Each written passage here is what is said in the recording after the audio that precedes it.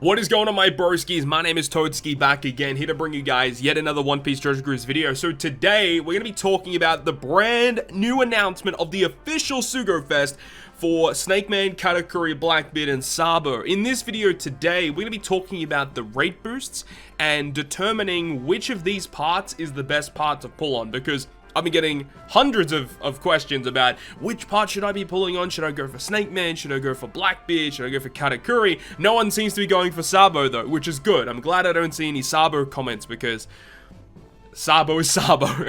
But anyways, in this video, I want to talk about the Sugo-Fest once again. As I said, we're going to go through these banners. The banners look amazing, by the way. Really love these banner artworks right here. But let's go ahead and go through it and determine which one is the best one for most players to go for, right? So I don't think that there's anything major in terms of information. We got the previous special characters of previous like anniversary events are all returning, which is pretty cool. 3 times red rate, as we know. We've got the dates here now, so September 29th to October 6th, and then all the parts are returning from the 13th until the 19th. That's pretty cool, okay. And it looks like there are no additional discounts here as well. Yeah, it just seems like the first multi is the only one that's discounted, and every other multi is 50 rainbow gems.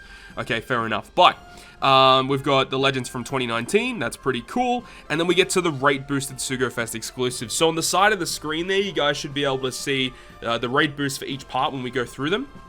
So part 1 has Snake Man Luffy with his 6-star and his 5-star form. You've also got Frankie, Soul King Brook, Sun Goro, which is Sober Mask. You've got Nami and Robin, V3 Rayleigh. You got obviously the Monkey D. Luffy, and then you've also got V3 Law. Now, if we're just determining which are the best characters of this batch, definitely the new Snake Man, of course. V3 Law, one of my favorite Sugo-Fest exclusives in the game, probably still is my favorite Sugo-Fest exclusive in the game.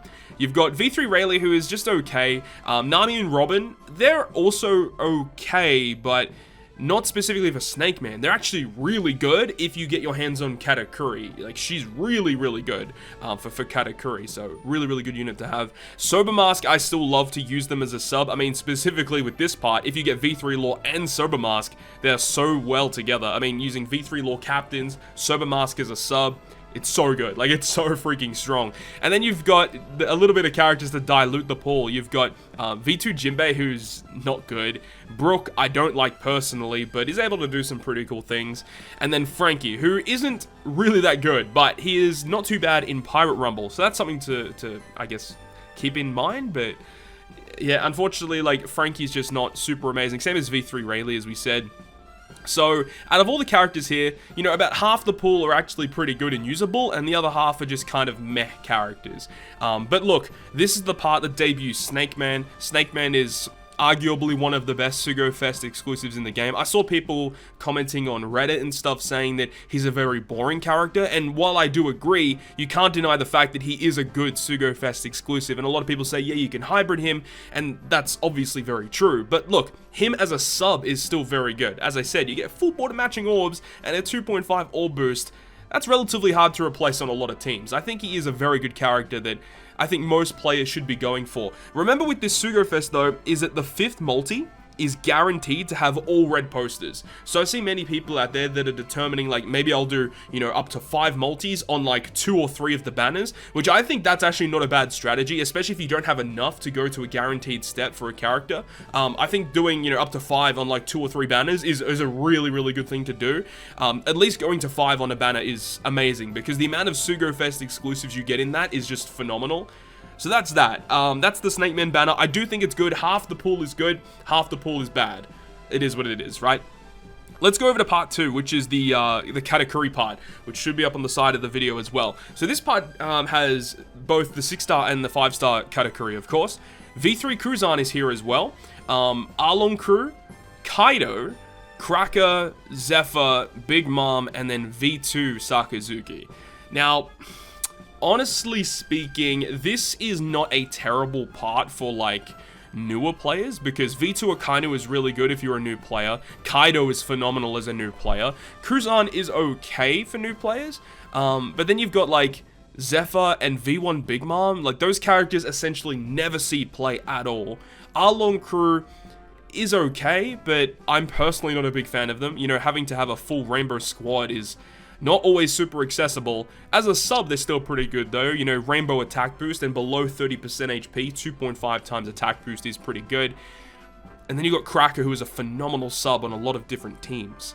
I don't think this part is that good, honestly speaking. I just don't think it is super amazing. Because, like, aside from Katakuri, what are the other high-tier characters, right? You've got Kaido and potentially V2 Akainu, and then I guess Cracker as a sub is really good. The rest of the characters are not considered high tier by many players in the community. Yeah, V3 Kuzan's cool, but he's not actually that good. Arlong Crew is difficult to use. V1 Big Mom is severely outdated, and Zephyr is not that good of a character. So part 2 looks really, really bad, honestly speaking. But remember, at least doing 2 multis on part 2 to get your hands on the brand new Nami character, who is only guaranteed on part 2, I believe. Where it is. Part 1 only, yeah, second pull, you get the Chopper, and then part 2 only, you get the Nami. That Nami is very, very good. So, part 2, unfortunately, in my opinion, is pretty bad. Just because there's just not many characters that really jump out as, like, yeah, super amazing, aside from Kaido and Cracker, realistically. So that's that. Let's go over to the other banner now and talk about the boosted characters for the Blackbeard and the Sabo parts, right? So, part 1 is Snake Man. Part 2 is Katakuri. Part 3 is Blackbeard. So, let's scroll down and have a look. Blackbeard. Here he is, part 3. So yeah, Blackbeard is here with his 6-star and his 5-star form. Now, V3 Sakazuki is also on the Blackbeard part. That automatically makes this part just phenomenal, I think. Then you've got Bullet as well. V2 Big Mom, who a lot of people kind of disregard, but her usability as a sub is very good. Very good in Kizuna clashes, very good in Garp challenges. You got Jack for EXP, then you got Shiki Tesoro, who is still really good, and V2 Kuzan, who still sees play. Part 3, I think, is the strongest part, because there's so many usable characters here. Now, if you have a lot of the characters in this list, obviously it's not going to be too good for you, but if we're just looking at it hypothetically, if you had no Sugo-Fest exclusives in the game, which of these parts hosts the best array of characters? I think part 3 honestly would be the highest tier, because there's so many good units. As we said, you know, Blackbeard, obviously he's amazing. Then V3 Sakazuki, who is, in my opinion, probably tier 0 on global right now. Then Bullet, who is still very good on global, despite normal attacks only being so prevalent. Even with that, he's still phenomenal to have. Amazing sub with V2 Big Mom. Jack for EXP, if you don't have him, is really good to have. Shiki is the worst character on this list, realistically. And then you've got Tesoro and Kuzan, who are phenomenal subs. And, I mean, if you limit break expand Tesoro, yeah, he's good as a captain. And Kuzan is still, I guess, usable as a captain, but definitely usable as subs. I think part 3 is the best part so far in terms of overall balance of characters. I feel like you get more bang for your buck with the legends in part 3 compared to part 1 and part 2. That's what I think anyway. I think part 3 is phenomenal. Let's go over to the last part now, which is Sabo. So Sabo has obviously the 2 new forms of Sabo, being his 5 and 6-star form. Mihawk and Perona are also here. Shanks Crew is here. Onami. You have Shirahoshi Mancherry, Quickbeard, V2 Sanji, and V2 Shanks. So, okay, let's go through this real quick. The new Sabo is the worst of the brand new Sugo-Fest exclusives. If we're ranking just the Sugo-Fest exclusives, I think Snake Man's the best one. I think Blackbeard is the second best. I think Katakuri is the third best. And I think Sabo is the worst. Like, Katakuri and Blackbeard, I feel are relatively close, but I think Blackbeard, like, just edges out Katakuri because of his damage that he's able to do, even as a sub as well. So if we're just looking at it that alone, this automatically becomes the worst part because you don't really want to go for Sabo. Like, if you get Sabo whilst going for the other ones, that's a huge bonus, of course, but I wouldn't suggest to pull on the Sabo part just for Sabo. What else do we have here? Mihawk and Perona, I've been using them a lot lately. I think they're very good. I think they're an easy tier 1 character, no problems whatsoever. I love using them. I think they're very, very good, and I feel like a lot of people are kind of underrating them. And even on JP, they're usable as a sub on very, very high difficult challenges because their switchability allows healing, easy to get their conditional boost, and it's just a free boost you can get, right? Because if there's like an enemy that literally has an immunity debuff, you can still get your conditional boost off depending on the situation, which is pretty crazy, right? And then Shanks Crew, who I think is the best legend in the game right now. I don't think there's any arguments with that. I think he's better than all the super type characters that are going to be coming out. Shanks Crew is just a boss.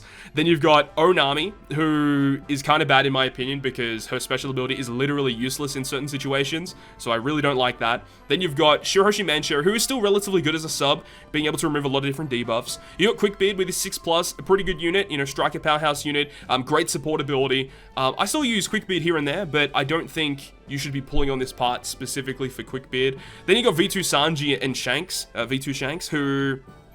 Nah, I'm not a big fan of those characters either. I mean, Shanks Crew, not Shanks Crew, but Shanks V2 is still relatively good in Kizuna clashes. If you run like a full mono team of a color, you can just chuck him on the team to get your full board of orbs, attack boost, chain boost. It's a good special. And then you got V2 Sanji, who I think is the weakest character in this particular list here. I think Onami is a more valuable character than V2 Sanji these days.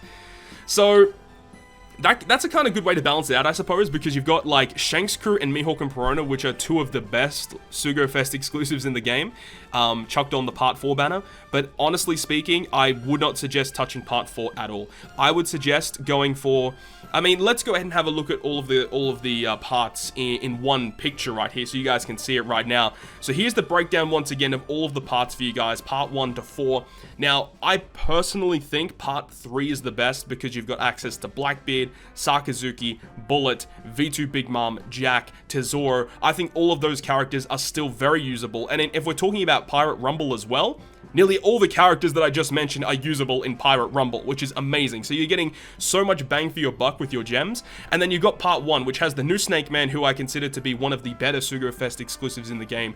V3 Law, who still on Global is a tier 0 character. Then you've got Nami and Robin, who's really good for Katakuri. So if you want to go for Katakuri and you don't have Nami Robin, but you want to potentially get Snake Man as well, that's a good combination to go for, because Nami Robin is such a good unit for Katakuri. Then you got Sober Mask, who is also considered to be one of the best Sugo-Fest exclusives in the game, but then they balance it off with having some pretty bad characters at the end there with Frankie Brook and also V2 Jimbei. And then Part 2 specifically, like, Katakuri's amazing, Kaido is amazing, Cracker is really good to have, but the rest of the characters are kind of mid. I just think that it's a really awful balanced part, in my opinion. And then, as we said with Part 4, having Shanks Crew and Mihawk and Perona chucked in on Part 4, that's the tempting factor there. I do not suggest pulling on Part 4 just because you shouldn't be going for Sabo. But, you know, with Mihawk and Perona and Shanks Crew there, I can understand why people would be tempted. Though, I would suggest, you know, if you want to be doing 5 multis for the all reds, Part 3, in my opinion, is the best bang for your buck. For sure. But anyways, that is going to wrap up this video today. I really hope you guys enjoyed this one. Let me know down below in the comment section, which part of the Sugo-Fest are you going to be pulling for? I still don't know personally which one I'm going to be going for. I mean, I'm at least doing 5 multis on Part 1 and Part 2, and I guess I'm going to go from there. And of course, I will be streaming my pulls tomorrow. So make sure to come over to the Twitch stream for that. It's going to be a massive event, so hopefully I can see you guys there. Thank you so much for watching the video. If you guys did enjoy it, make sure to hit the like button, and if you want to stay up to date with all the content I post, including more One Piece Treasure Cruise content, make sure to hit the subscribe button down below. But other than that, guys, I'll see you guys within the next video.